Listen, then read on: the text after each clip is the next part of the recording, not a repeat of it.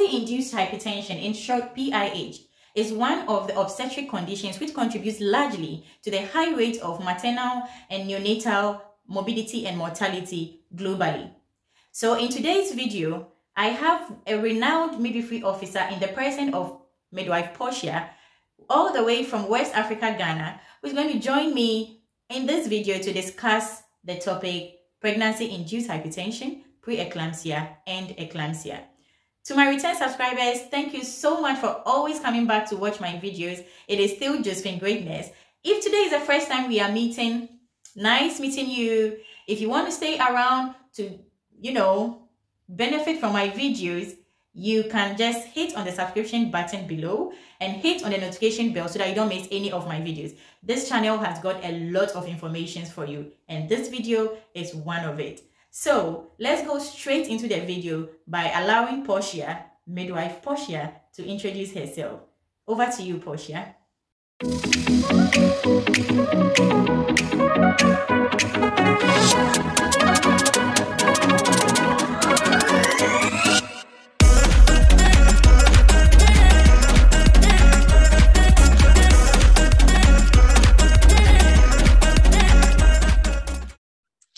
Hello, everyone. My name is Portia Ufusia Eje, a midwife at Osha Hospital in Ghana.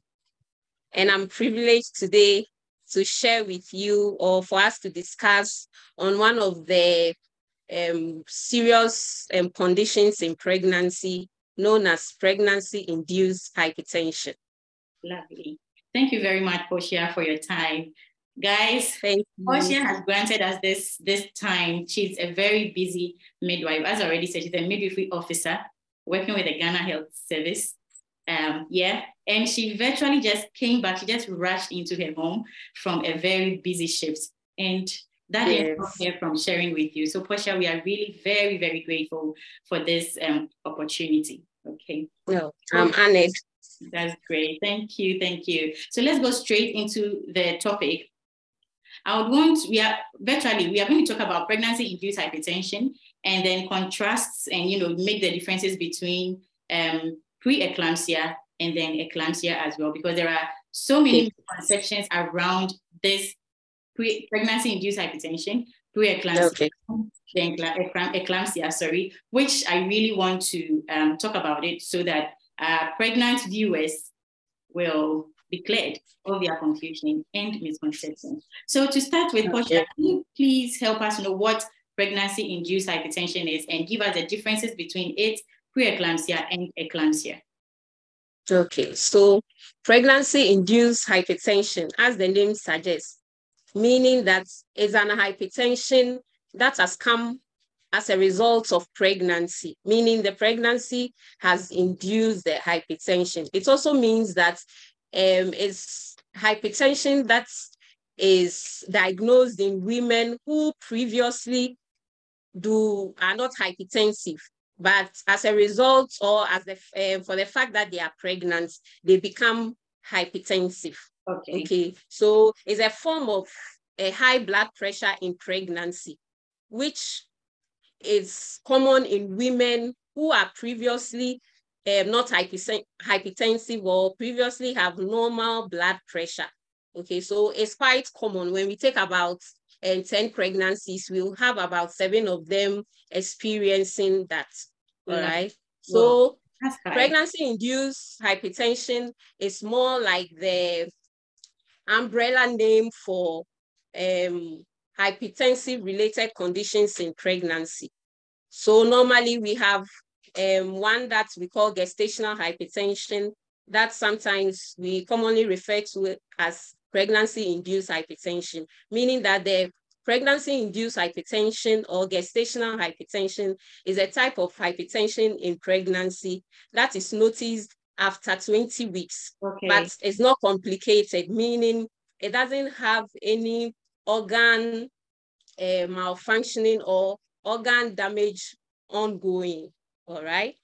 But all the same, we also have some mothers who already are hypertensive before they get pregnant. So those people, we classify them as chronic hypertension or chronic hypertension in pregnancy. Okay. So we can say that there are types of pregnancy-induced hypertension, which is the gestational hypertension, which is an elevated blood pressure with no complicated signs and symptoms. Okay. As we go on, I'll explain some of the signs and symptoms. Okay, so when we get the gestational hypertension, we have the chronic hypertension, and we have pre-eclampsia and eclampsia. So the pre-eclampsia results from uncontrolled or poorly managed pregnancy-induced hypertension or gestational hypertension that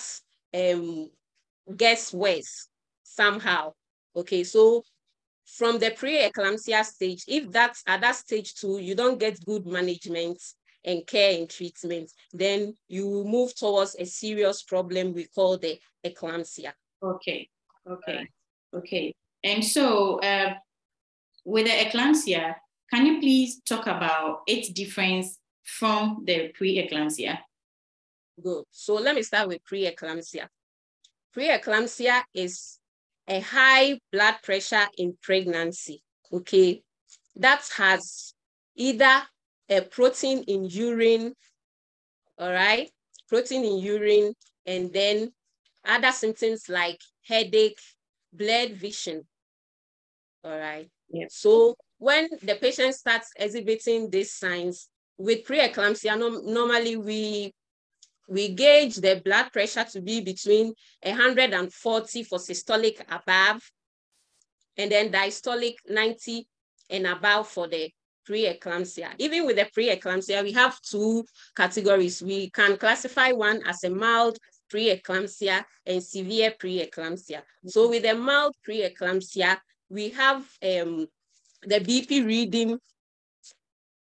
We have the BP reading as 140 systolic over 90 diastolic, with either protein in the urine, or maybe there's headache or severe blurred vision or double vision. Okay. But with eclampsia, or when we move from, that's mild pre-eclampsia, when we get to severe pre-eclampsia, the BP is 160 or more for systolic. Yeah. And then the diastolic is 110 or more. Okay. Coupled with protein in urine in high doses. So we classify the protein in urine as a plus when it's mild. So when you have 2 pluses, 3 pluses, then we are classifying you as a severe pre-eclampsia. Okay.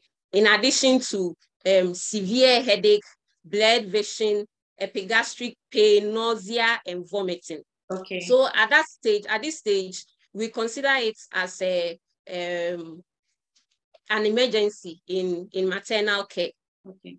So at this point, if you don't get an emergency attention, then you develop into a condition we call eclampsia. Okay. So with eclampsia, the BPs are high, and then in addition, the patient will come in comatose or will have seizures. Okay. Or some people may say convulsion.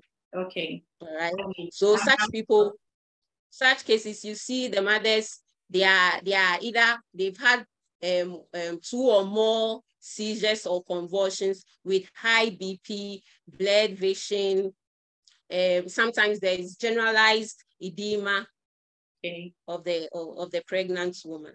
Okay, lovely. so this part is very, very important to me, because there is this misconception when people see pregnant women, with generalized edema, and sometimes those that fit, they go like, oh, she's going to have a baby boy, or she's going to have she's pregnant with twins. And so these are some of the misconceptions that makes women to, access medical attention very late.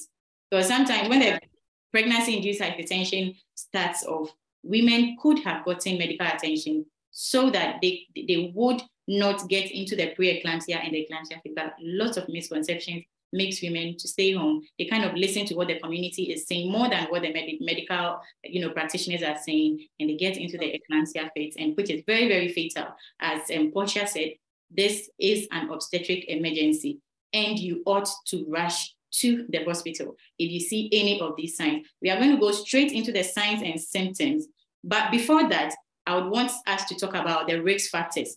So Portia, can you list some of the risk factors to us so that viewers that are listening, husbands, brothers of ladies who are pregnant and pregnant women themselves, if they fall into any of these risk factors, they will watch out for any of the signs that we will talk about soon so that they can quickly seek for medical advice.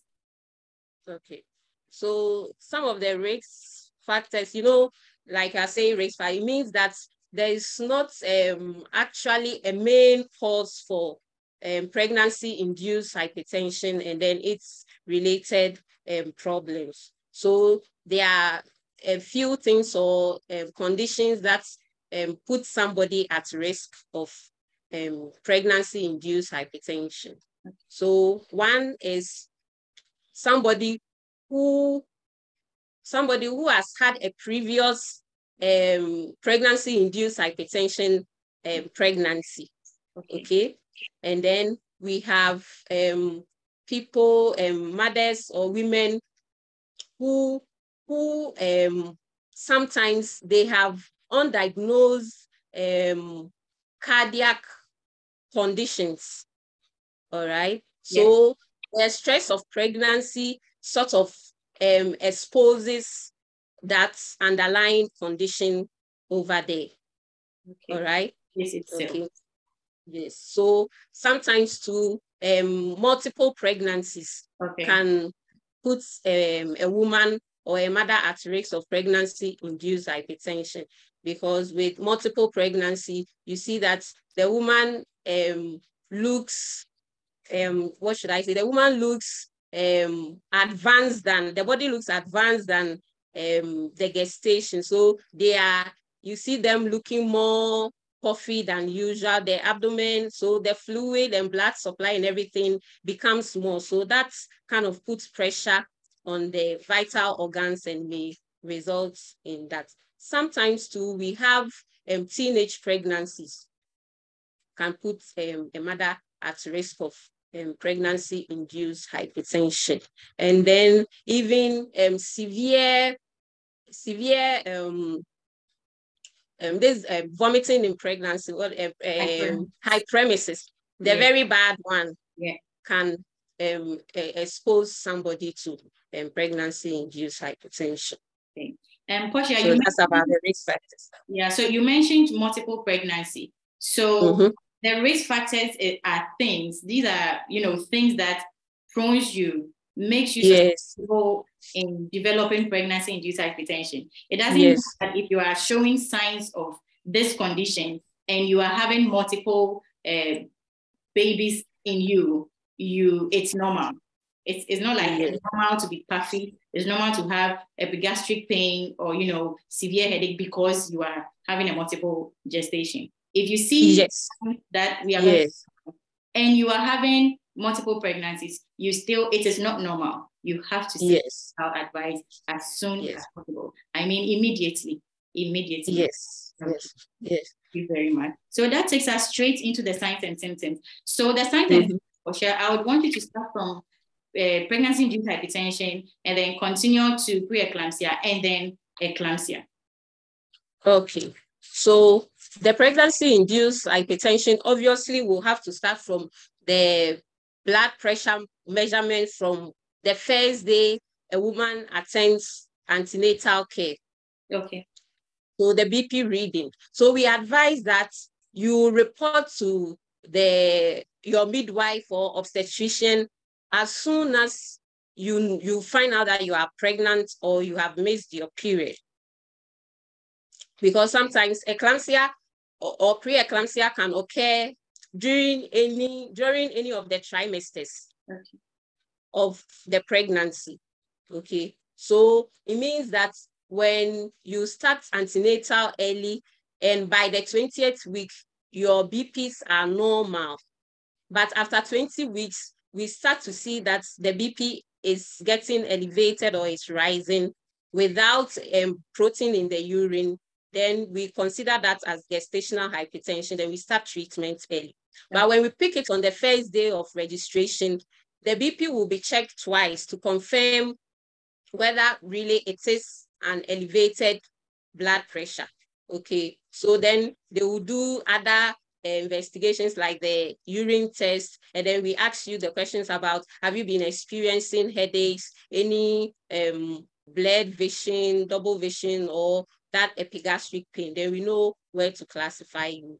Okay. So it starts from the BP reading. So any BP reading that is above 140 diastolic or 90 systolic is considered as pregnancy-induced hypertension, irrespective of protein in the urine or other symptoms like the headache and blurred vision. All right? Okay. So some of the symptoms are sudden weight gain. Okay. So you see some people get pregnant and their body mass is normal. They gain weight gradually. Others too, you see them suddenly one morning, they get up and they are all swollen All over from the face. Yes, the face, the palm, the legs, and such edema. When you press on any part of the body that is edematous, you find it pitting, meaning it dips, it goes in, and it takes time for it to refill. Okay. Then that gives us a sign that the pregnancy-induced hypertension is getting worse to a pre-eclampsia state.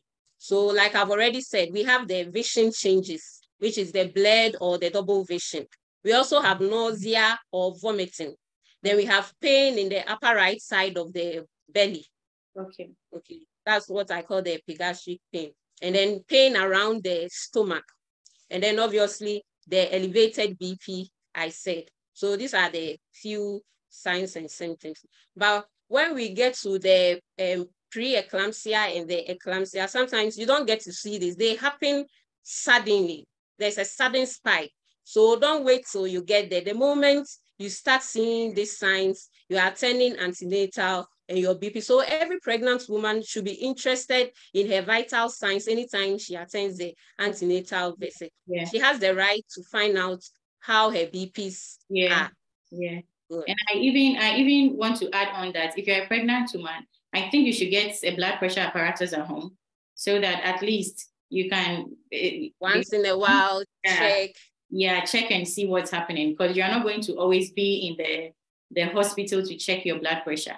So if you check it and you find anything above 140, 90 millimeter per mercury, you can know that, oh, yeah, I need to keep an eye on myself. Yeah. Thank you very much, Portia. So before that, maybe someone may not know what we mean by an elevated BP, blood pressure. Yeah. So, we have hypertension on its own, which we know that is when the pressure in the blood vessels is too high. That is 140 systolic over 90 diastolic. So there is a normal range for blood pressure measurement. Okay, so we say that any blood pressure that reads from or is 120 systolic and below, or is systolic and then diastolic of 80 down is within the range. So let's say 100 to 120 systolic and then 60 to 80 diastolic is the normal range for blood pressure.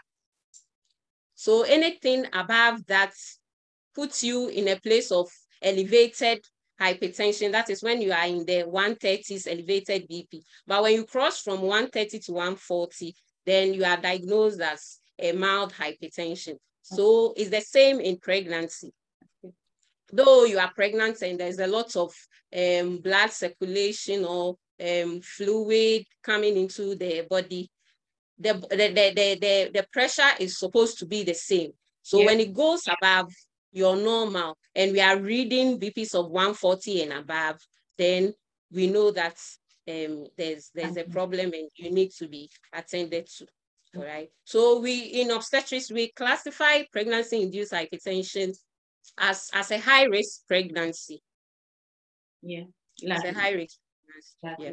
So we pay particular attention to such clients. Okay. So I was The next question I was about to ask, I think we've touched it already. So I wanted to ask, what should women do if they see any of these signs? Even so first of all, we sometimes get people who are being rushed into the hospital in the eclamptic state. Yes.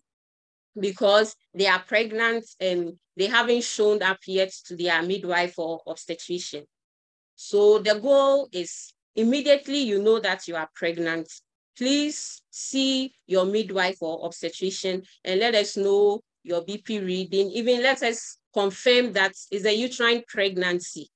All right. So we check the BPs and then you are being advised how to control your stress and all that with pregnant, because sometimes even stress can contribute to pregnancy-induced hypertension. Okay, because in the first trimester, a lot of the women don't get it easy. They can't sleep because they are vomiting throughout. So all that stress can predispose them to pregnancy-induced hypertension.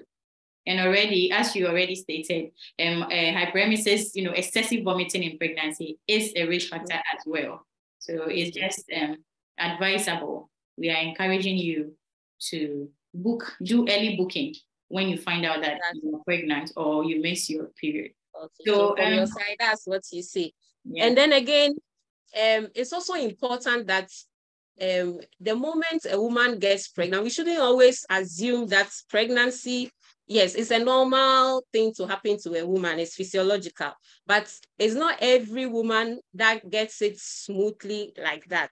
So as a couple, when your wife gets pregnant, you should be involved from day one till baby is delivered and mother and baby come home safely. Thank you very much. So you should get to know your wife's clinic schedules. You attend the schedules with her, and then every couple or family or anybody around, any pregnant woman you see that complains of headache, wherever you are and you meet her and she says, I'm having a bad headache, please kindly send her to the nearest hospital for her BP to be checked or for her to be assessed, because the headache is one of the striking symptoms that means that she's about to go into eclampsia. Oh my gosh. Okay. Yes.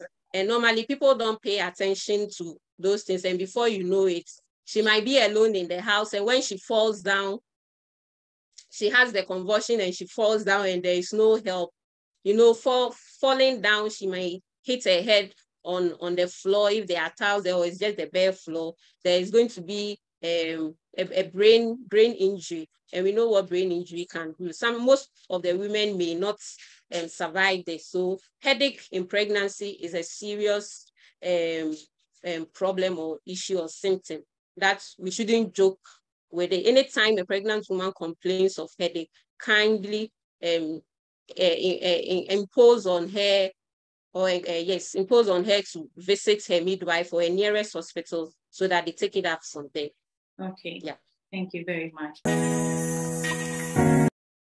And then when women are pregnant and they are being diagnosed of this condition, sometimes they tend to kind of relate it to some spiritual influence here and there. So yeah. The woman needs counseling for her to understand that it's as a result of the pregnancy. That's why this has come about. And we have a way to keep it under control or manage it so that they don't get worse. Okay. All right. So she first have to understand. So sometimes we have to involve the partner or maybe the family because she will need support. Okay. All right. So we also encourage or advise rest. Like I said, some people go through a lot of stress even before they get pregnant. So the stress of pregnancy also predisposes them to that. So first of all, we will assess your lifestyle and then we advise you to rest. In addition, we also encourage the women to lie on their left side. When they lie on the left side, it lifts off pressure on the aorta. A pregnant woman see the belly. So when she lies on her back, there's pressure on the aorta. So there's not enough blood circulation to the heart. All right, so we advise them to lie on their left side to take the weight of the baby off the major blood vessels.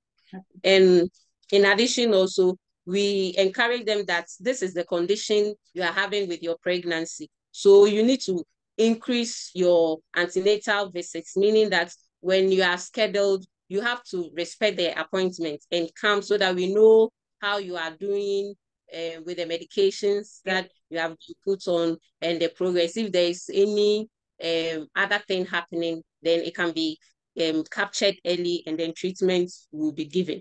Okay. Also, we advise them to consume less salt. Okay.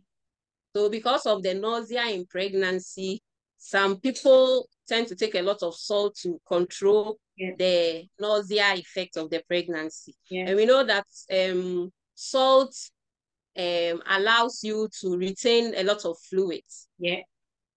Good. So when you reduce the salt intake, if your PIH is as a result of too much fluid in the system, then that can help us reduce or drop the BPs down with the medication. Okay. And also we encourage the woman to drink a lot of water. She has to hydrate. So drink a lot of water, just like even if when you are not pregnant, we advocate that everybody drinks a lot of water. Same with pregnancy, you have to drink a lot of water. All right. So that's about the management, your medications, the rest, and then counseling, so that they don't tend to, instead of coming to the clinic, then they go to prayer camps. Yeah. Where they are giving other concussions, or before you know it, they already start fitting. Eclampsia starts from the prayer camps before they bring them, when sometimes or often times they come in very late. Okay. So my fellow pregnant women, husbands, brothers, we are not saying that don't pray during pregnancy. We are not saying that don't go to prayer camp, but please follow your medical, management. If your doctor is managing you, allow him. Your midwife is managing you, allow him or her to manage you.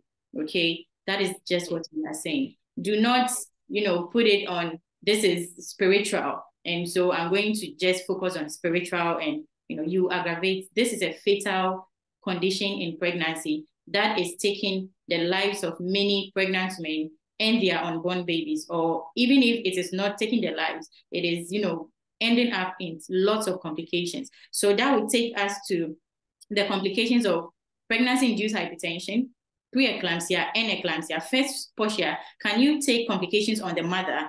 And after that, you can talk about complications on the unborn baby as well. Yes.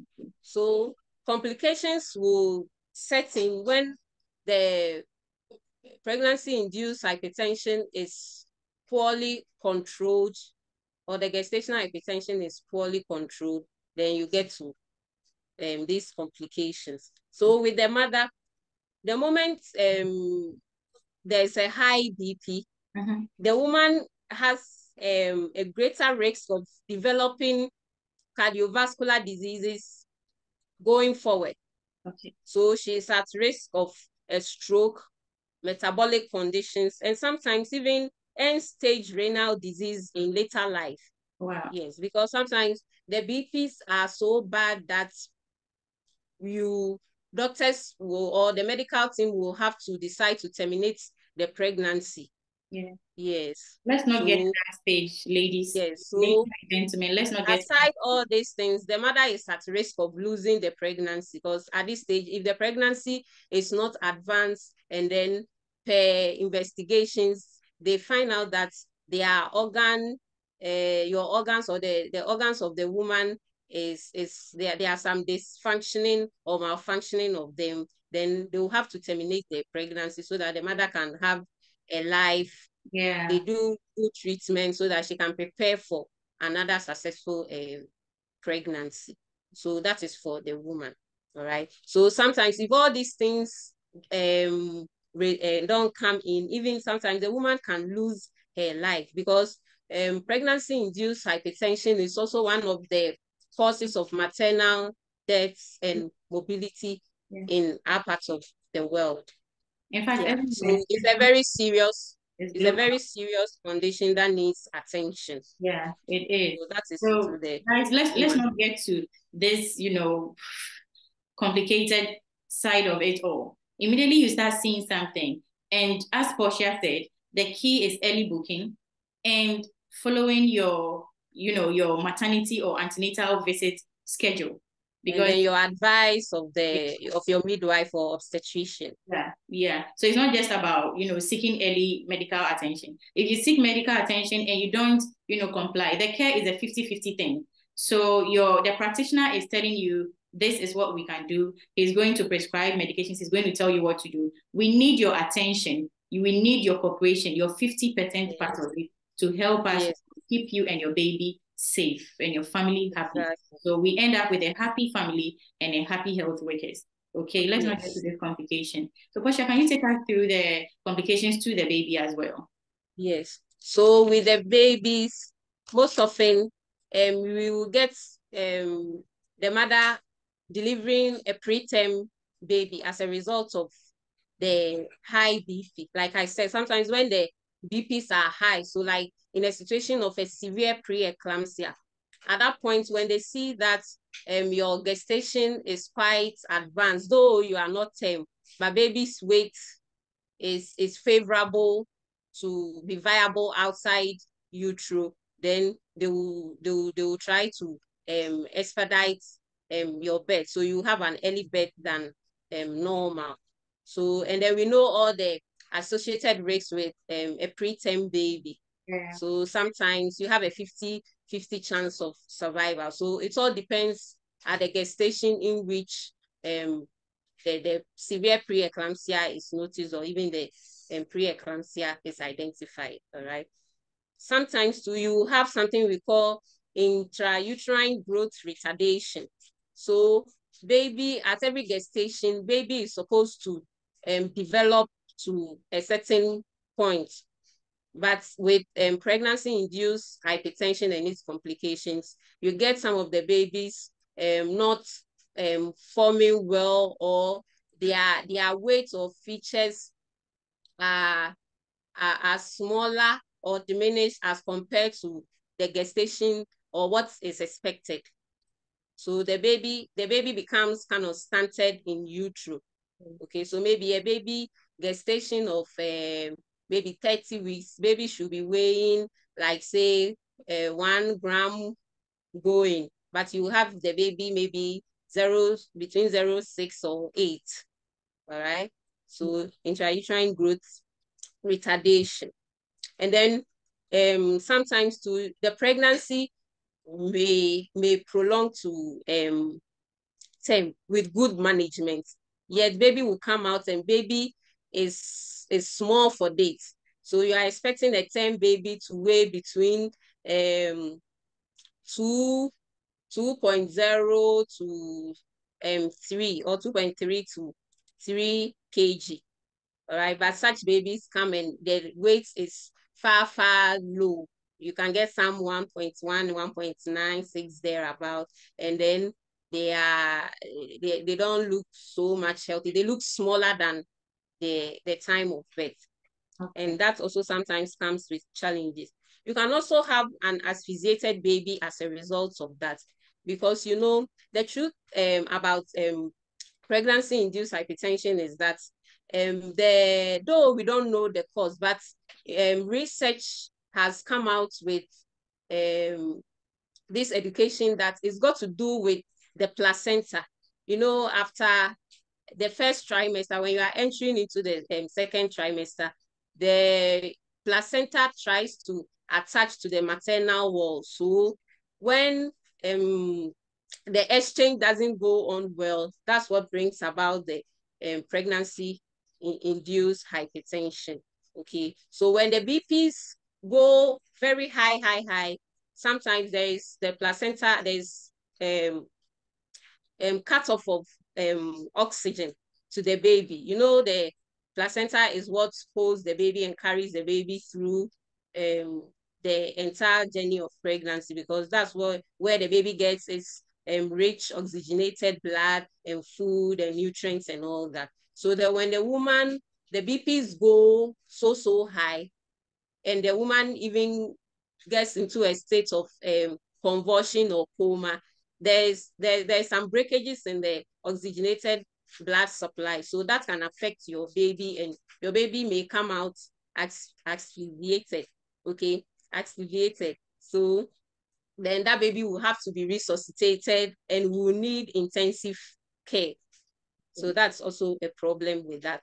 And sometimes to a large extent, or the worst form, you can lose the pregnancy or will not take a baby home at the end of the day. So it's a serious issue that has to be paid attention. So yeah, and even there are times where the baby can pass away in utero. So yes. There's IUFD too, yes. So it's sad that you are carrying a baby, you are so happy, an expectant mother, and then along the way, the baby dies in utero. Is one of the difficult things women go through. But as a result of poorly controlled hypertension, maybe most often from the part of the women, because they don't accept the condition and then accept the treatment, sometimes it ends up like that. So yeah.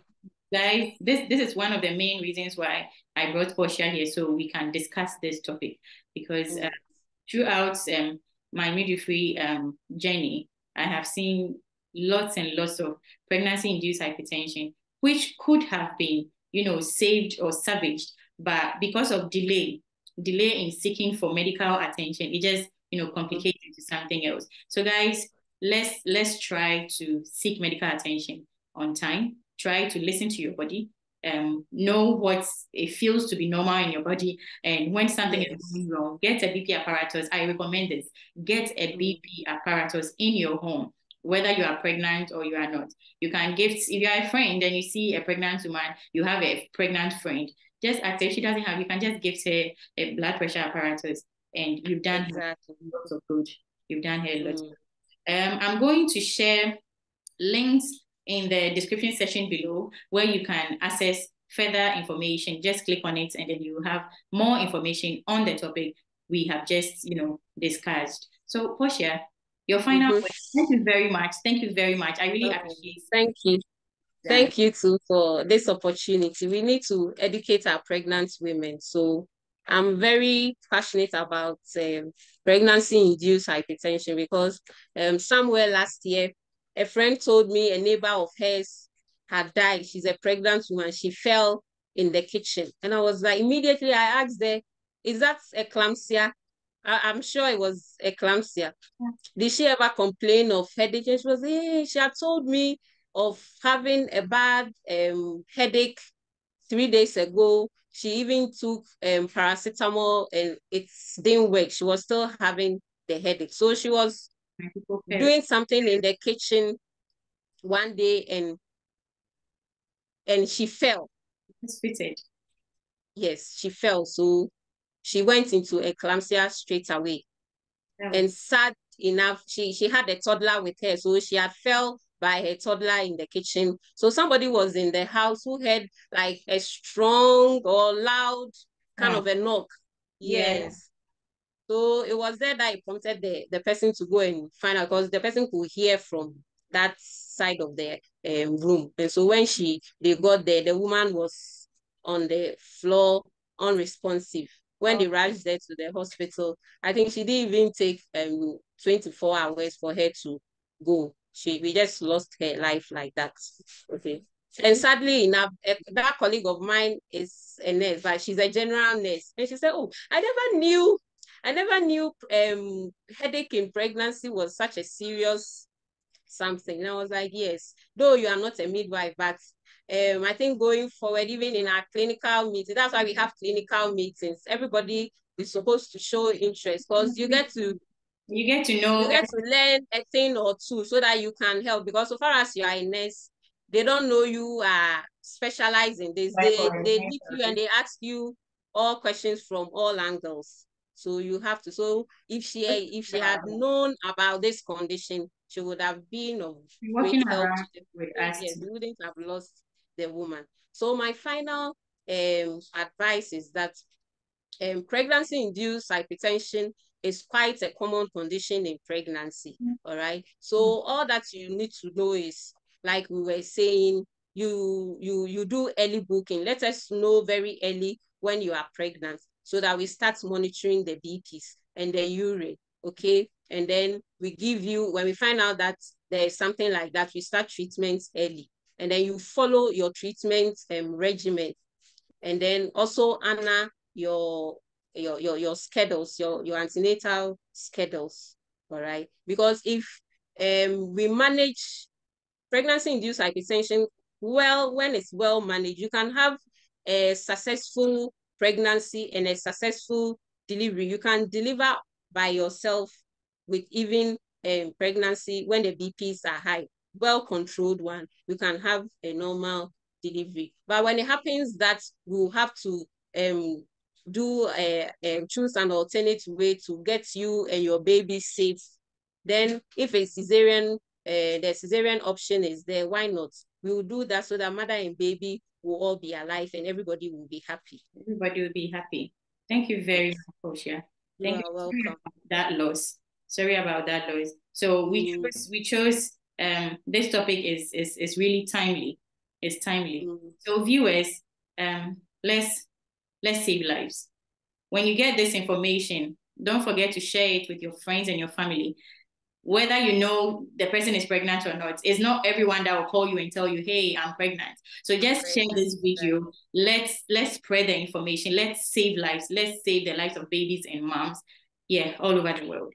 Bless you, viewers. And don't forget, this is Josephine Greatness. On this channel, you are going to have lots and lots of information on health, on business, my vlogs, my music videos, gospel messages. This channel is doped with lots of information. So don't forget to hit on the subscription button if today is the first time we are meeting, and turn on the notification bell so that you don't miss any of my videos. To my return subscribers, thank you so much, guys. I love you. Thank you for always coming back to watch my videos, sharing the videos with your community. Join the community. Portia, God bless you. Thank you so much for this. God bless you too. I hope if we need you another time, you are going to make time for us again. Sure. I'm always ready. Always ready. Thank you. Okay. Bye-bye. Until we meet in my next video, it is take care. And I wish you a safe pregnancy, delivery, and postnatal period. Take care of yourselves. Bye.